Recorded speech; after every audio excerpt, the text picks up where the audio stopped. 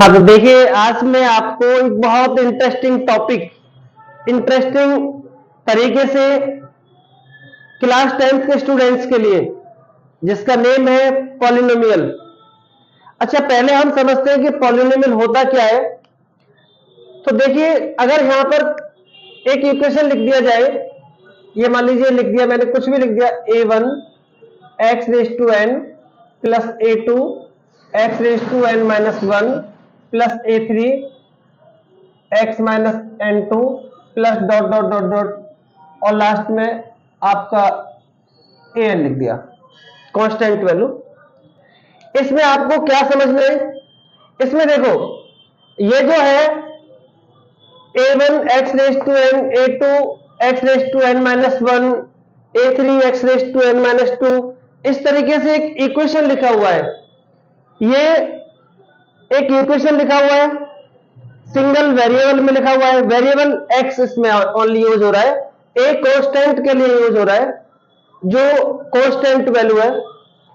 x variable है तो single variable में लिखा है।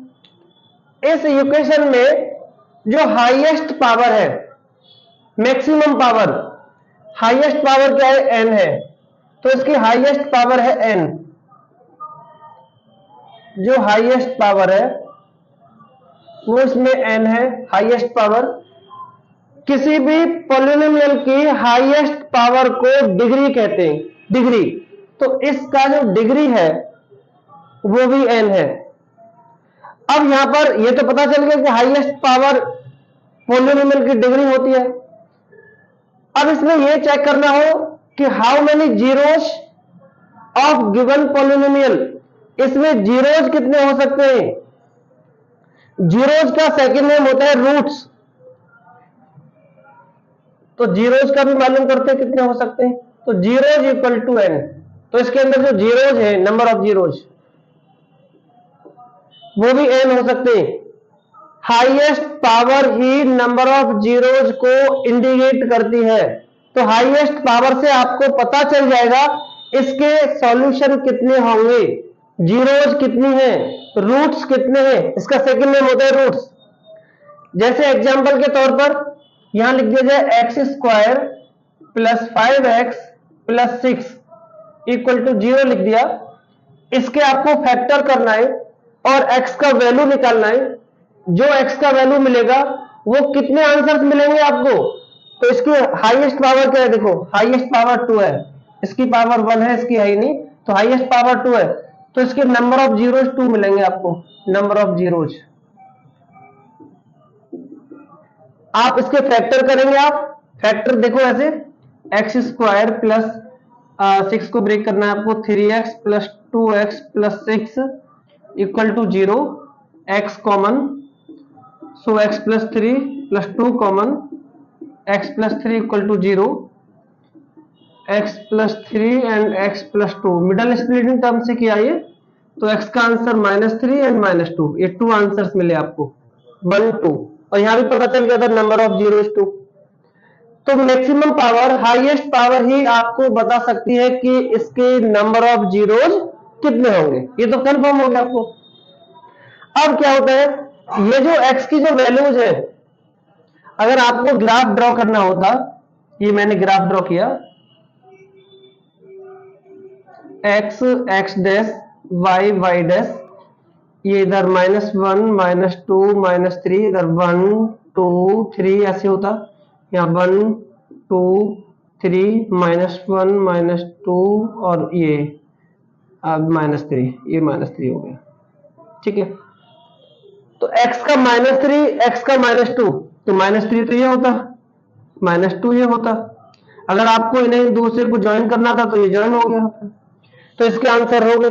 ये कंफर्म है कि आपके जो जीरोज हैं ऑलवेज वो एक्स एक्सिस को ही इंडिकेट करेंगे, वाई एक्सिस को नहीं। तो ये अगर मैंने ग्राफ बना दिया, ये वाला x x dash y y dash, ये मैंने ग्राफ ड्रॉ किया। इसमें आपको बताना है कि नंबर ऑफ जीरोज कितना है। तो कैसे चेक करना है नंबर ऑफ जीरोज? अब आपको देखना क्या है, ग्राफ को देखना है जीरोज आपके जो डिपेंड होते हैं वो एक्स पर होते हैं, एक्स एक्सिस पर होते हैं। आपको किसी भी फिगर को ये देखना है एक्स एक्सिस को कितनी जगह इंटरसेक्ट किया गया है। इंटरसेक्ट, आप देखो यहां पर इंटरसेक्ट किया गया है, एक्स एक्सिस को यहां पर भी इंटरसेक्ट किया गया है और यहां पर भी 1 2 3 टाइम्स, तो इसके 3 जीरोज है। सेकंड एग्जांपल देखिए, ये एक और एग्जांपल देखिए आप, x x dash y y dash, यहां पर ये देखिए, इसको देखते हैं, इसमें नंबर ऑफ जीरोज कितना है, एक्स एक्सिस को सिर्फ यहां पर इंटरसेक्ट किया गया है, तो इसके नंबर ऑफ जीरोज ओनली 1 है। अगर ये ग्राफ ऐसे होता, इसमें एक्स एक्सिस को इंटरसेक्ट किया ही नहीं गया है, इसका कोई भी जीरोज नहीं है, इसमें एक्स एक्सिस को इंटरसेक्ट नहीं किया गया, तो आपको ये मालूम हो गया एक्स एक्सिस को इंटरसेक्ट जहां पे भी किया जाएगा वो उसके जीरोज हो जाएंगे, और नहीं किया जाएगा तो नहीं होंगे। इसके कोई भी जीरोज नहीं है, इसका 1 जीरोज है, इसके 3 जीरोज है, इसके 2 जीरोज है, जो पहले से पता चला। इक्वेशन को देख के भी आपको मालूम हो जाएगा कि इसके टोटल जीरोज कितने हो सकते हैं, और आपको फिगर को देख के भी मालूम हो जाएगा, किसी भी ग्राफिकल क्वेश्चन को देख के भी बता सकते हो आप कि इसके इतने जीरोज होंगे। कंफर्म है, ये हो जाएगा। अब हम समझते हैं इसमें और इसका बेसिक्स कॉन्सेप्ट, हम उसे कैसे करना है उसे भी समझ लेते हैं। देखिए अभी आपने सीख लिया कि आपको नंबर ऑफ जीरोज को कैसे आइडेंटिफाई करना है। आप किसी भी ग्राफिकल क्वेश्चन को देख के भी बना सकते हो, बता सकते हो कि इसके जीरोज कितने हो सकते हैं, और आप किसी भी इक्वेशन को देख के बता सकते हो उसकी मैक्सिमम पावर क्या है, उसके जीरोज कितने हो सकते हैं। अभी देखो मैंने यहां पर क्या किया, क्वाड्रेटिक इक्वेशन लिया, a x square plus b x plus c equal to 0, ये ले लिया। आप इसको देख के भी बता सकते हो कि इसके जीरोज कितने हो सकते हैं, तो पता तो चल गया आपको जीरोज कितने हो सकते हैं। इसके 2 जीरोज हो सकते हैं, इसकी हाईएस्ट पावर क्या है, 2 है, तो 2 जीरोज हो सकते हैं। अगर मैं उन जीरोज को लेट कर लेता हूं, let zeros are alpha and beta, ये ले सकते हैं हम, अल्फा एंड बीटा ले सकते हैं। अब क्या होता है, पहले आप ना कुछ एग्जांपल्स देखो, आपको कुछ समझ में भी आएगा। मैंने एक इक्वेशन और लिया, x square minus 5x plus 6 equal to 0, ये मैंने एक इक्वेशन ले लिया है। इसके मुझे जीरोज फाइंड करना है, तो मिडल स्प्लिटिंग टर्म से मैं फाइंड कर लूंगा।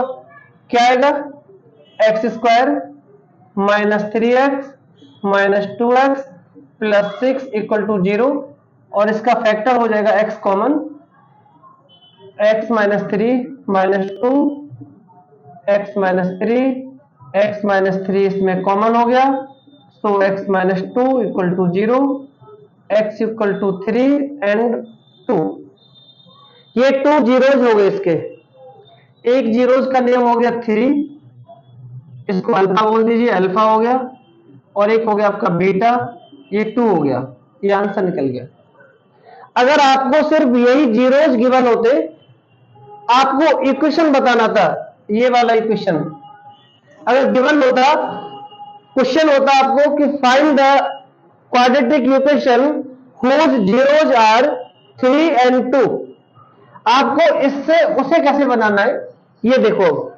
इसकी 2 मेथड है। कौन सी 2 मेथड है, एक तो हम इस फॉर्मूले को अप्लाई करते हैं, x square minus alpha plus beta into x plus alpha beta equal to 0, ये एक फॉर्मूला है जिसको हम डायरेक्ट अप्लाई करते हैं, और एक और फॉर्मूला है उसको इनडायरेक्ट करते हैं। कैसे करना है देखो, एक्स स्क्वायर माइनस अल्फा क्या है आपका 3 plus 2 x plus alpha into beta, so 3 into 2 equal to 0, x square minus 5x plus 6 equal to 0, आपका आंसर आ गया। देखो ये 0 लिखा हुआ है लास्ट में, ये देखो आपका आंसर एक्यूरेट आ गया, सिर्फ इसी से आ गया, इससे। अगर ये नहीं पता होता तो क्या है उसका फॉर्मूला, उसका ही होता है x minus alpha x minus beta equal to 0, ये जो है और ये सेम है, इसमें वैल्यू पुट कीजिए, x माइनस अल्फा, अल्फा हो गया आपका 3 एक्स माइनस बीटा, सो 2 हो गया, इसका multiply x square minus 2x minus 3x plus 6 equal to 0, x square 2x और 3 5x और प्लस में 6 इक्वल टू 0। आंसर वही आ गया वापस। ऐसे भी इस फॉर्मूले से भी फाइंड हो सकता है और आपका इस फॉर्मूले से भी फाइंड हो सकता है। तो ये फॉर्मूला आया कैसे, बन कैसे गया, वो मैं सबको सिखाऊंगा आपको भी। तो ये क्वाड्रेटिक का फॉर्मूला है, इसका जो जनरल फॉर्मूला है वो यही होता है, बट इसको हम और ज्यादा स्टैंडर्ड फॉर्म में लिखेंगे। तो कैसे लिखते हैं इसको भी समझ लेंगे आप। इसका जो मेन फॉर्मूला होता है क्वाड्रेटिक का, वो होता है के bracket x square minus alpha plus beta x plus alpha beta और इक्वल टू 0। अगर आपने इस के को नहीं यूज किया है कोई बात नहीं है, आंसर आपका राइट आएगा। बट कुछ क्वेश्चंस, कुछ एमसीक्यू क्वेश्चंस ऐसे फंस सकते हैं कि आपको के को यूज करना ही होगा। कहां करना होगा, कैसे होगा, क्यों जरूरी है, क्या ये जरूरत है कि नहीं है, वो सब कुछ बताया जाएगा आपको। लेकिन पहले समझ लेंगे, आप के का यूज कर भी सकते हैं, नहीं भी कर सकते हैं, लेकिन कहां होता है यूज, कहां नहीं करना है। जैसे मैंने यहां के का कोई यूज नहीं किया, लेकिन यहां पर यूज कर भी लेते आप तो भी प्रॉब्लम नहीं थी, क्योंकि फिर हमें क्या करना था, के इक्वल टू 1 पुट करना था।